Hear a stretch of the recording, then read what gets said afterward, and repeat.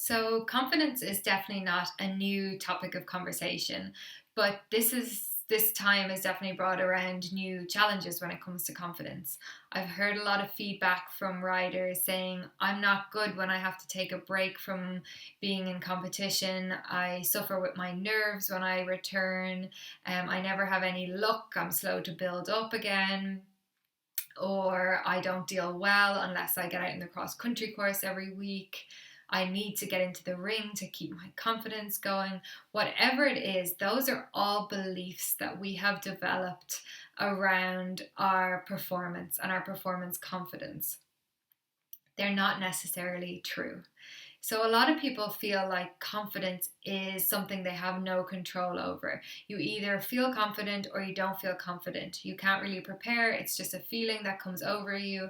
Some days you are, some days you aren't. It's a little bit of a myth to think that confidence is just a feeling. It's not an emotion, it's actually a belief. So we feel confident when we believe we are confident, when we believe that we have prepared, when we believe we have the skills, the abilities, all those types of things. We feel non-confident when we have negative beliefs in our head, such as, I don't do well when I have to take a break from competition. Those are all self-created beliefs, and it's really, really important that we monitor what we are actually feeding our brain over the coming weeks. We have the a job, I suppose, to maintain our confidence, to prepare ourselves that when we can go back to competition, that we're in the best mental state to do that. And to do that, we need to make sure the information that we give ourselves is positive and it's proactive and it's looking towards being able to perform to the best of our ability. One thing that is really important for building confidence, and I've already talked about, is this idea of feeling like you're progressing. So, picking those skills, really identifying them, and working to improve them is going to help you naturally feel confident. It's going to help you feel proactive in that process. We also need to watch out for those negative beliefs that are coming in or those negative thoughts that we're having. Over the coming weeks, anything negative that you say to yourself, a good little trick is to write it down. Write it down in a notebook.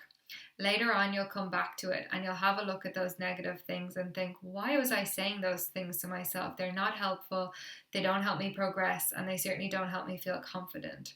We have to replace them with things that are positive. So by the end of this period, I will have transformed my balance. By the end of this period, I will be physically fitter. By the end of this period, I will be able to do those moves with increased accuracy.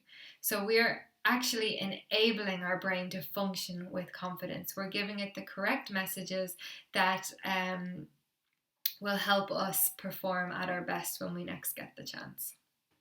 So, thank you, Windrush Foundation, for inviting me to have a discussion around the mental challenges in our sport over the coming months. I hope that some of this has been useful information. I hope it's opened up a conversation, and I hope that riders feel like by communicating, by working within our community, that we will hopefully get through this time with as little stress or heartache as possible, and that we are all fighting fit mentally and physically when we get the chance to go back out to competition. So